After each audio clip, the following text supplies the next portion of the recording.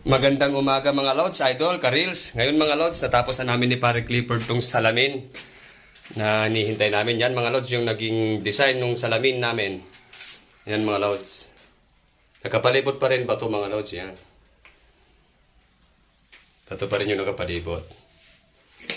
Ganun din sa kabila mga Lods. Yan mga Lods. Maganda rin yung kinalabasan niya mga Lods, yan. Ngayon mga Lods, ang susunod namin yung CR dun sa may lalaki. Ilalagay din namin mga Lods. Pero hindi pa tapos yung bato. Tatapusin muna namin yung bato, paglalagay ng bato mga Lods. At isusunod na namin yung salamin din dito. Ito mga Lods, yung lalagyan na ng salamin. Mayroon pang natara kasi mga Lods. Yan. Kunti na lang naman na yan mga Lods. Tapos dito sa harap. Umpisan ko naman na dyan sa baba mga Lods. Sige mga Lods, hanggang dito na ang ginagawang video reels at umpisan namin ulit maglagay ng bato para ilalagay na rin namin yung salamin dyan mga Lods. Sige mga Lods, stay safe always, God bless at maraming salamat sa laging pagnood at pagsuporta sa aking ginagawang reels mga Lods.